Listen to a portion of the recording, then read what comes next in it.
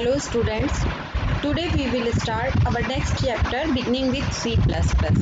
इससे पहले मैंने आपको पहले चैप्टर में हमने पढ़ा था फीचर्स ऑफ ओप्स. ओके, आज हम जानेंगे कि व्हाट इज C++. क्या है. ओके, तो देखिए सबसे पहले हमारे पास C का ही एडवांस वर्जन है C++. ओके, C के अंदर हम क्लासेस नहीं बनाते थे बट C++ के अंदर क्लासेस क्रिएट करते हैं, इसलिए इसका नाम हो गया C++. C++ एक ऑब्जेक्ट ओरिएंटेड प्रोग्रामिंग लैंग्वेज है. It was developed by Bjarne Stroustrup at AT&T Bell Laboratories in Murray Hill, New Jersey, USA में इसका इन्वेंशन किया था, डेवलप किया था in the early 1980s. An admirer of Simula 67 and a strong supporter of C, wanted to combine the best of both the language and created a more powerful language that could supported object-oriented programming features and still retain the power and elegance of C. The result was C++. Therefore, C++ is an extension of C with a major addition of the class construct feature of Simula 67. Since the class was a major addition to the original C language, इसलिए हम इसको कहते हैं C++. Okay, अब आगे बात आती है कि C++ क्या है. तो बार बार वही चीज़ें रिपीट कर रही हूँ कि C++ is a super set of C. C++ is a super set of C.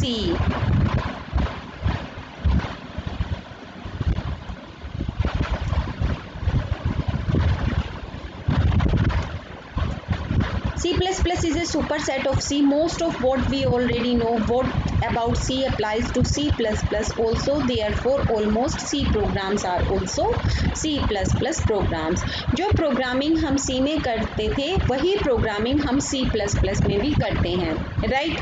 थोड़ा सा इसमें चेंज कर दिया गया है, जैसे कि आप लोग C के अंदर क्या यूज़ करते थे, आउटपुट के लिए आप C लैंग्वेज के अंदर printf यूज़ करते थे, राइट, और स्कैनफ इनपुट के लिए स्कैनफ यूज़ करते थे. C++ में हम Cout और Cin यूज़ करेंगे. Cout हमारे आउटपुट के लिए होगा और Cin इनपुट के लिए होगा. और कौन कौन से फीचर्स इसके अंदर ऐड कर दिए गए. C++ adds on CR classes डाल दिया गया, inheritance, functions, overloading and operator overloading इसके अंदर ऐड कर दिए गए, राइट.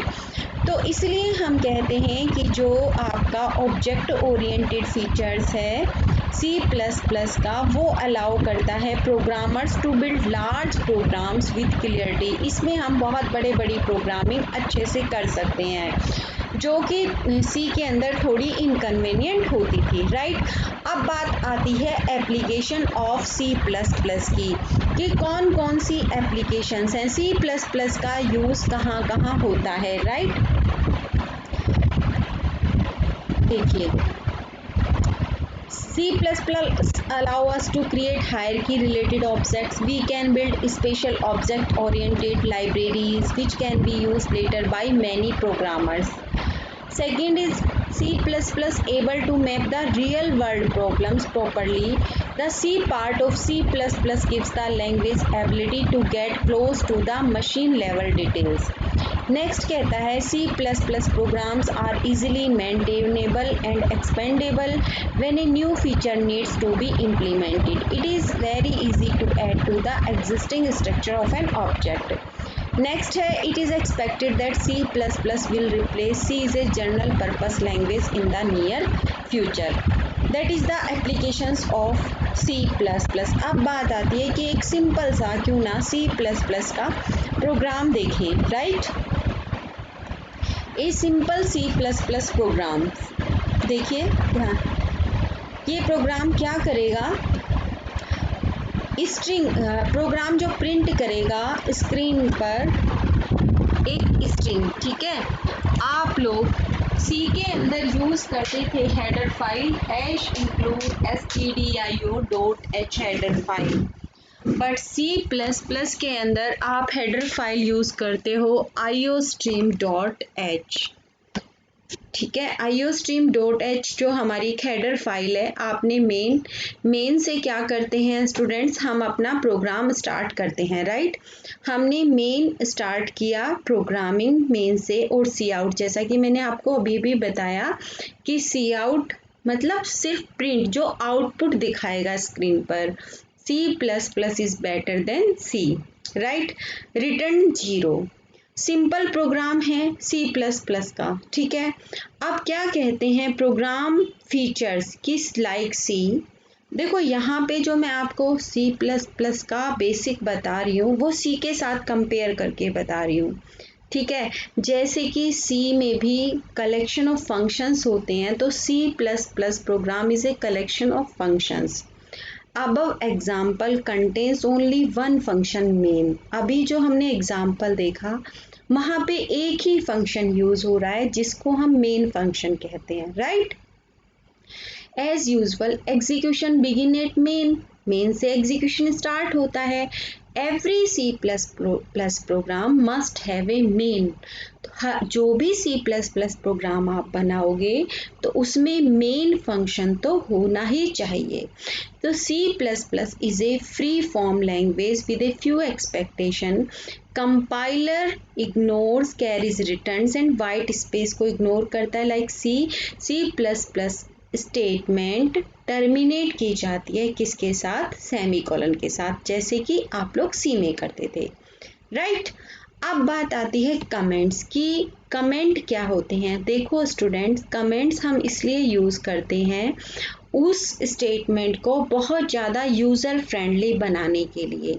कमेंट्स क्या होता है, जैसे C++ introduce a new comment symbol. सबसे पहले आप ये डबल स्लैश ध्यान रखिए कि हम कोई भी स्टेटमेंट लिखते हैं, जैसे कि ये स्टेटमेंट डाली this is an example of, अगर उसके सामने हम डबल स्लैश लगा देते हैं तो हमारे प्रोग्राम पर कोई इफेक्ट नहीं पड़ता है, right। Comments start with a double slash symbol and terminate at the end of the line। Comment may start anywhere in the line and whenever followed till the end of the line is ignored। There is no closing symbol। double slash comment is basically a single line comment होते हैं। Multi line comments, अगर multi line comments है तो इस type से आपको लिखना पड़ेगा, दिस इज एन एग्जाम्पल हो, फिर से डबल स्लैश लगाओगे एक्सेट्रा। अगर सी कमेंट के सिंबल्स में हम स्टार और स्लैश का यूज करते हैं, राइट। ये हम कब यूज करते हैं, जैसे सपोज करो if you want addition of two numbers A plus B.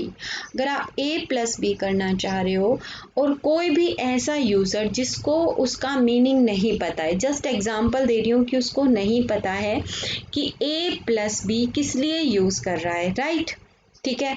तो क्या करेंगे हम लोग, उसके सामने कमेंट डाल देंगे कि हम जो ये दो वेरिएबल यूज कर रहे हैं, we are using two variables addition of two numbers, दो नंबर को ऐड करने के लिए यूज कर रहे हैं, that is called the comment, right.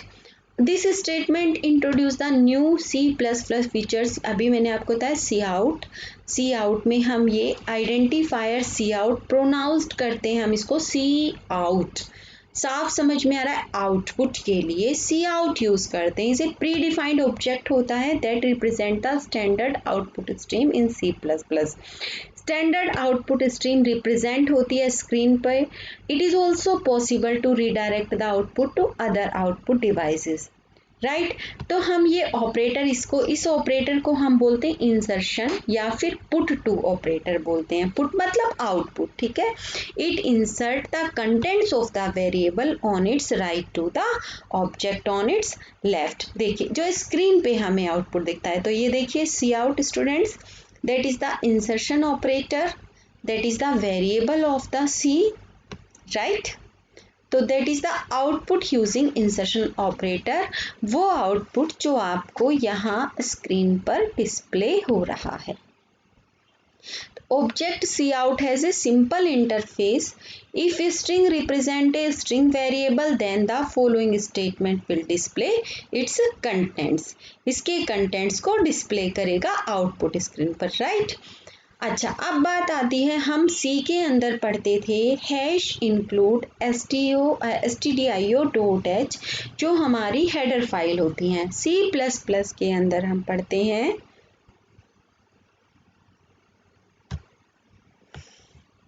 C++ में हम पढ़ते हैं hash include iostream.h, right? This directive calls the preprocessor to add the contents of the iostream file to the program. It contains declaration for the identifier cout and the operator. Some old version of C++ use a header file जिसको हम बोलते थे iostream.h. This is one of the changes introduced by the ANSI ने ये changes किया. Okay, header file iostream जो है आपकी should be included at the beginning. जो भी आप प्रोग्राम्स टाइप करते हैं, ठीक है, उसकी स्टार्टिंग में ही आपकी ये हेडर फाइल ऐड हो जाती है, राइट? अब देखिए स्टूडेंट्स, ये बहुत सारी हेडर फाइल्स हैं जो प्री डिफाइंड होती हैं जिसका हम यूज़ करते हैं, जैसे कि assert.h कंटेंस मैक्रो के लिए यूज़ की जाती है। अगर इंफॉर्मेशन ऐड करनी है या फिर डायग्नोस्टिक करनी है, प्रोग्राम डिबगिंग देखना है, ctype.h हेडर फाइल है हमारे पास। float.h होती है फ्लोटिंग वैल्यू के लिए। limit.h होती है जो इंटीजरल साइज लिमिट्स बताती है सिस्टम में। math.h यूज़ करते हैं। stdio.h हेडर फाइल यूज़ करते हैं, राइट है। लाइब्रेरी फंक्शंस के लिए stdlib फाइल यूज़ करते हैं। स्ट्रिंग है तो string.h हेडर फाइल हम यूज़ करते हैं। बहुत सारी हेडर फाइल्स हैं जो इसके अंदर बताई गई हैं, right.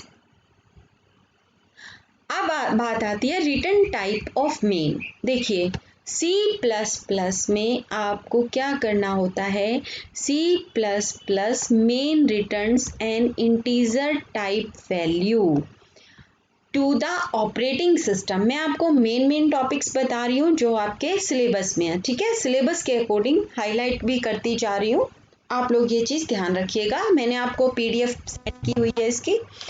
Therefore, every main in C++ should end with a return 0 statement.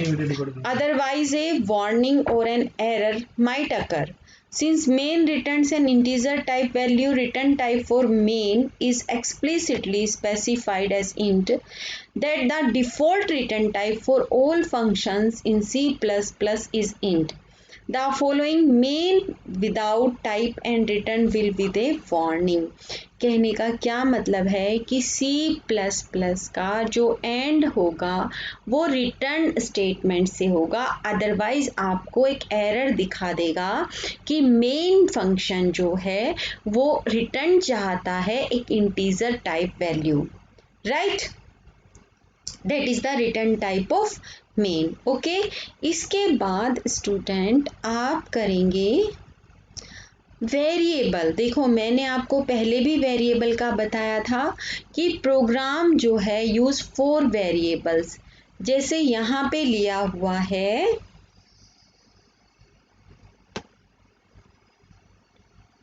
यहाँ पे हमने वेरिएबल लिए हुए हैं फ्लोट में नंबर 1, नंबर 2, ठीक है। सम वेरिएबल लिया हुआ है और एक वेरिएबल एवरेज लिया हुआ है।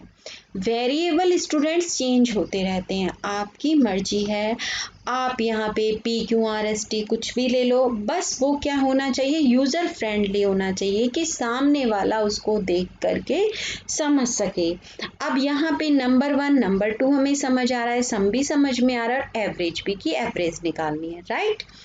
नेक्स्ट आता है हमारे पास इनपुट ऑपरेटर। मैंने आपको अभी क्या बताया था, आउटपुट ऑपरेटर, जिसको हम क्या बोल रहे थे, सी आउट बोल रहे थे।